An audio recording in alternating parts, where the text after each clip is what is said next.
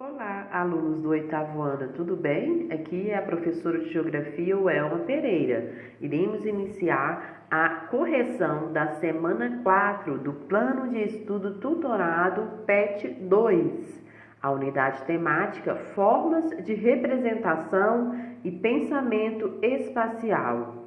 O tema: Leitura e Interpretação de Mapas da África e da América. Sugiro que você abra a sua apostila na página 60 para iniciarmos a correção. Mapa é a representação ou forma de comunicação dos diferentes espaços. Ilustram de forma reduzida uma determinada área da Terra ou do espaço geográfico. Existem diversos tipos de mapas. Exemplo, o demográfico, que representa a população. O temático, contando o tema de algo, por exemplo, agricultura, uma feira. O climático, representando os tipos de clima. O mapa físico, que representa relevo, vegetação, hidrografia. E o mapa político, que representa as fronteiras dos estados, suas capitais ou cidades. Em um mapa, possui-se título. O título corresponde ao assunto que se trata o mapa. Também possui a localização, que são as coordenadas geográficas, onde podemos situar sobre os diferentes lugares, além da rosa dos ventos, que mostra a direção. Possui também a escala, que mostra a distância entre os lugares. É a relação entre o tamanho do mapa e o tamanho da área representada. E temos a legenda, que é de muita importância para o mapa, pois nela permite fazer a leitura do mapa através dos símbolos e das cores, que são conhecidas como convenções cartográficas. Hoje, nós sabemos que existem diversas formas de representar os lugares ou confeccionar mapas devido ao avanço da tecnologia. Temos, por exemplo, o Google Maps, o Mapling. No próprio WhatsApp hoje nós temos uma forma lá de localização onde fornece o mapa e a localização de qualquer lugar que você queira ir. Tudo isso é em função dos satélites artificiais, da internet e da tecnologia, que facilitou hoje a produção de diversos mapas de forma mais detalhada. Primeira questão do PET. Observe o mapa do relevo e hidrografia da África e responda. Então, só de analisar esse mapa, nós percebemos que esse mapa é um mapa físico, porque está retratando o relevo e a hidrografia do continente africano. Nele, podemos perceber que existem cores e símbolos. As cores de planícies representando-se como o verde, são as áreas mais baixas, e em torno dela há os rios, a hidrografia da África. O exemplo aqui, por exemplo, a bacia do Congo.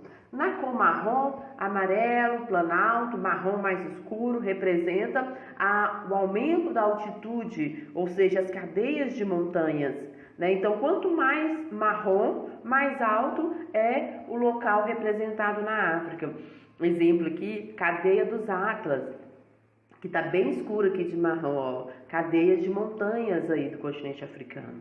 Os triângulos representam os picos mais altos da África. Exemplo aqui, o pico Monte Kilimanjaro. Localização. Os paralelos que cortam a África são o Trópico de Câncer, o Equador e o Trópico de Capricórnio. Número 1, letra A. Entre que altitude se encontra a maior parte do território africano? A maior parte do continente africano se encontra entre as altitudes de 500 a 1.500 metros, ou seja, a altitude do relevo. Número 1, letra B. Qual o pico mais elevado da África? Qual a sua altitude? O pico mais elevado da África é o Monte Kilimanjaro, com 5.895 metros. Letra C. Quais os principais rios africanos? Se encontram em qual região? São os rios Níger, Congo, Senegal, Nilo, Zambeze e Gâmbio. Encontra-se na região centro-sul da África. O mapa a seguir e responda às atividades 2 e 3. África, conflitos após independência. Aqui já é um mapa temático. Esse mapa quer retratar os conflitos após a independência do continente africano. O continente africano, nós sabemos que ele foi colonizado por volta do século XX, foi dividido em várias partes, em vários pedaços pelas potências europeias, França, Alemanha, cada um ficou com um pedacinho para explorar. Então eles não respeitaram as comunidades, as tribos que existiam naquele continente, separou família de família. Nesse continente existem várias tribos e povos com dialetos, línguas diferentes. Imagina eu dividir você, colocar você em um lugar para morar com pessoas que falavam línguas diferentes. Então até hoje sofrem essas consequências. Questão 2. Quais são os principais motivos dos conflitos indicados no mapa? Como foram representados? A própria legenda do mapa dá essa resposta para você. Os principais motivos dos conflitos são determinação de fronteiras, separatismo, controle de Estado e projetos políticos e religiosos alternativos. Foram representados através dos símbolos na legenda. Questão 3. A variável visual cor é utilizada para representar que tipo de informação? Essa informação está associada com outra? Se sim, qual? A cor foi utilizada no mapa para informar a época em que ocorreu os conflitos, os motivos, as áreas de instabilidades e os campos de refugiados. Questão 4. Observe os dois mapas do Brasil e responda. Rede de Transporte 2014 IBGE. Conexões e modalidades de transporte. Na legenda aqui desse mapa mostra os aeroportos, os portos de exportação aqui próximo a Santos, São Paulo, Rio de Janeiro, os aeroportos internacional, avião maiores, avião menor, o doméstico, os terminais hidroviários, de vermelho, as estradas pavimentadas, os pontilhados, estradas em pavimentação, as hidrovias, as ferrovias. Então, esse mapa está representando as formas de transporte e mobilidade no Brasil. Já o segundo mapa representa a distribuição espacial da indústria no Brasil. Então, o que nós podemos perceber? Que na região sudeste, no litoral do Brasil, predomina-se as grandes indústrias. Da mesma forma, a circulação e a malha ferroviária e hidroviária de transporte no Brasil. Podemos perceber que na região sudeste, São Paulo, Rio de Janeiro, Paraná, há uma grande concentração industrial. Quanto maior for a representação dessas bolinhas verdes aqui, desses círculos verdes, maior é o número de indústria, Questão 4, letra A. Além do estado de São Paulo, cite 3 outros estados com forte concentração industrial.